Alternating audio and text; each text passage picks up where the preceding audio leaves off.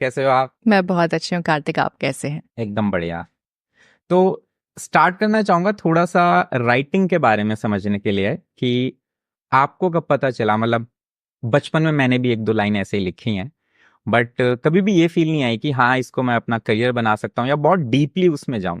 तो वो moment life में कब आया था कि यार मुझे पोएट बनना है या शायरी लिखना पसंद है या और भी कुछ चीज लिखना पसंद है?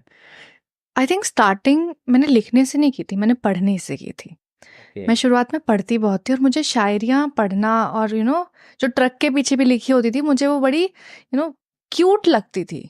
मतलब अगर मैं सबसे पहले जो मैंने जिसको देख के मेरे को ऐसा लगा था यार ये क्या लिख दिया, मतलब कितना रिलेटेबल लिख दिया, वो था मैंने एक ऑटो के पीछे पढ़ा था कि हंस मत पगली प्यार हो जाएगा।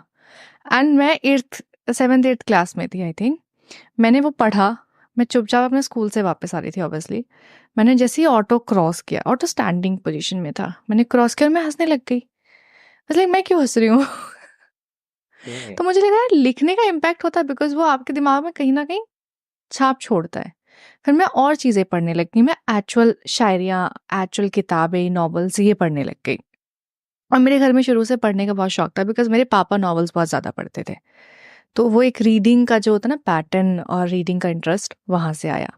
उसके बाद ऑब्वियसली मैंने गाने सुनना स्टार्ट किया। हम सबसे पहले गाने सुनते हैं और हम उस ज़माने के हैं जहाँ पे ब्लूटूथ चलता था। हम songspk.com और पागल MP3 यहाँ से सॉन्ग्स डाउनलोड करते थे। करते थे। हमको पता होता था कि कौन सा गाना कब आया है और एक ही गाना हम पूरा महीना रिपीट पे सुनते थे। हम्म।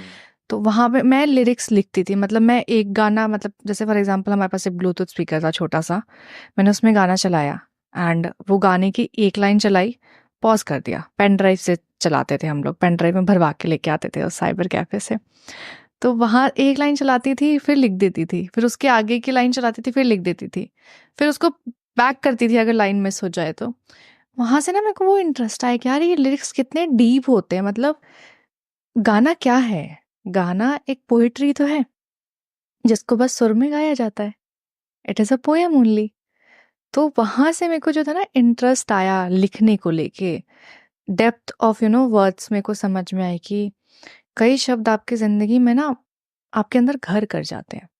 इसीलिए हम कहते हैं कि इंसान को ना जो सबसे ज़्यादा तकलीफ देता है वो कोई हथियार, वो कोई घाव नहीं देता, वो हमेशा शब्द देते हैं। आपको लोगों की बातें ही बुरी लगती हैं और लोगों की बातें ही अच्छी लगती हैं। वहाँ से मुझे इंटरेस्ट आया, फिर थोड़ा थोड़ा लिखना स्टार्ट किया। टू लाइनर्स लिखा, कहीं से कुछ उठाया, कहीं से कुछ उठाया, बिकॉज ओरिजिनल तो ऑब्वियसली वो एकदम से नहीं आते टाइम हैं। के साथ आता है। टाइम के साथ डेवलप होता है, स्किल्स डेवलप होती है, आप सीखते हैं, आप हर चीज़ सीखते हैं। बस वहीं से हुआ। ओके। तो ऑथेंटिसिटी की बात आई, तो आजकल ना सिचुएशनशिप और hookup culture, friends with benefit, fling, ऐसे नए नए टर्म्स इजाद किए जा रहे हैं और उसकी आड़ में बहुत सारी चीजें चलती हैं। मतलब पहले जो रिलेशनशिप होते थे बहुत प्योर होते थे, मैक्सिमम रिलेशनशिप। हम्म। अब उसका जस्ट एक उल्टा हो गया है कि मैक्सिमम में कहीं ना कहीं चीटिंग है या कुछ इस तरीके की चीज है। तो ये एक सडन राइज जो आया है, ये क्यों आया है? इसके पीछे मतलब लॉजिक क्या है? यार देखो, सडन राइज नहीं है, चीज़ें पहले होती थी। डेफिनेट। अफेयर्स पहले होते थे। बिल्कुल। एक को रख के दूसरा बैकअप में रखा जाता था। डीएम्स पेंडिंग में छोड़े जाते थे।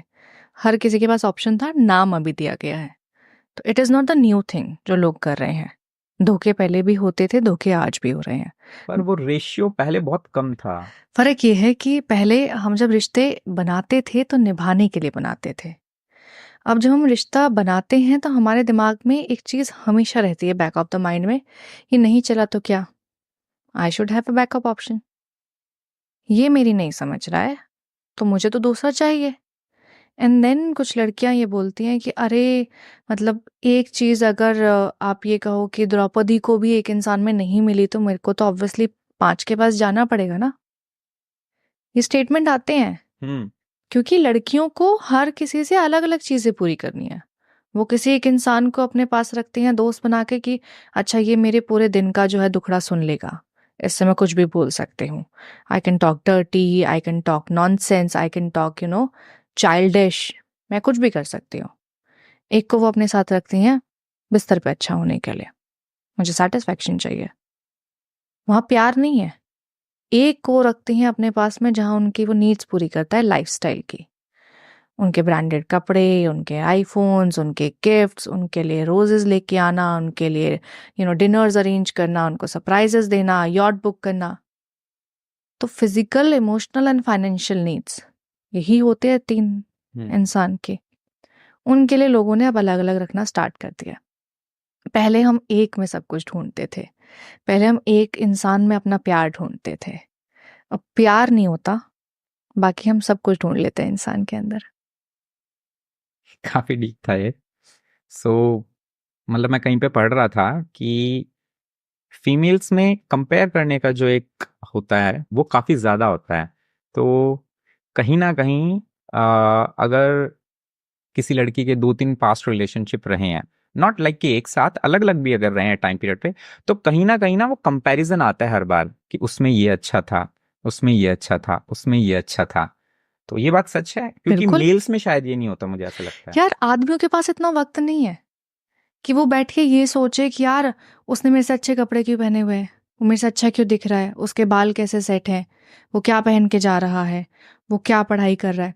आदमियों का सिर्फ एक सिंपल सीधा मोटिव है, मुझे घर से बाहर निकलना है, मुझे पैसा कमाना है, मुझे अपना घर चलाना है, मुझे अपने एक्सपेंसेस बेयर करने हैं, I have to protect my family, that's it. उनका सिंपल मोटिव है जिंदगी का। औरतों को अगर एक लड़की ने कोई ड्रेस पहनी है और वो सेम तरीके की ड्रेस, बीट कलर चेंज हो सकता है या फिर कलर भी सेम हो गया, दूसरी लड़की वहां पार्टी में पहन के आ जाए या कोई इवेंट में पहन के आ जाए, चल जाएगी। वो इनसिक्योर हो जाते हैं, उनको एम्बैरेस फील होने लगता है। एक लड़की दूसरी लड़की को गुजरती है, ऊपर से नीचे तक देखती है कि इसने क्या पहना है, कैसे बाल है, क्या इयररिंग्स है, क्या हील्स है। टाइम है ना कंपैरिजन करने का, ये तो लाइफ की बात हो गई। तो अगर इतनी छोटी से छोटी चीजों को लेके लड़कियां कंपैरिजन कर रही हैं, तो वो तो फिर भी रिलेशनशिप का मामला है, तो ये वहां तो आएगा ही आएगा। तो चाहे कितना ही मना किया जाए, बट ये सच है, वो कंपैरिजन कहीं ना कहीं होता है।